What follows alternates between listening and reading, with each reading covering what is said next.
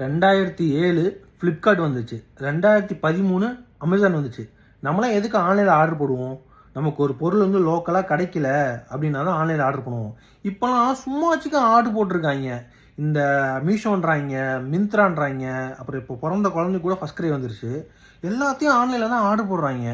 அன்றைக்கி சோப் கேட்குறேன், அதுவும் ஆர்டர் போட்டேன்னு சொல்கிறாங்க. ஏடா தெருமுனையில் போனால் அந்த சோப்பு கிடைக்கும், ஏன்னு கேட்டால் 100 ரூபா கம்மின்றாங்க. உண்மையா பொய்யான்னு தெரில, இருந்தாலும் நமக்கு 100 ரூபா லாபமேன்னு சொல்லி ஒரு அல்ப ஆசையில் நம்மளும் விட்டுறோம். ஆனாலும் ஆர்டர் போட்டுக்கிட்டே இருக்காங்க. டெய்லியும் எங்கள் வீட்டுக்கு வந்து யாரோ ஒருத்தன் டெலிவரி பண்ணிட்டு தான் இருக்கான். முன்னெல்லாம் வந்த புதுசில் கால் பண்ணி கேட்பான் எந்த அட்ரஸ் எங்கே வரணும்னு. இப்போல்லாம் அட்ரஸுமே கேட்குறது இல்லை. ஹலோ சார், மேடம், நான் வெளியே நிற்கிறேன், வந்து வாங்கிக்கோங்க அப்படின்னு மட்டும்தான் சொல்கிறான். அந்த அளவுக்கு ஆர்டர் போட்டிருக்காங்க.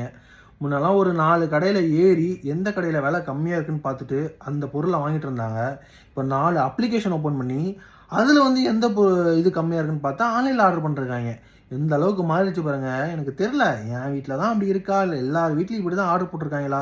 அதுவும் மெயினாக இந்த லிட்டில் சிஸ்டர் இருக்காங்களா, தங்கச்சி, இந்த அக்காமார்கள், இந்த ஒய்ஃபு, எங்கள் அம்மா பரவாயில்ல, ஓரளவுக்கு தப்பிச்சுக்கிட்டாங்க. இன்னும் கொஞ்ச நாள் எங்கள் அம்மாவும் ஆர்டர் போட ஆரம்பிச்சிடுவாங்கன்னு தான் நினைக்கிறேன்.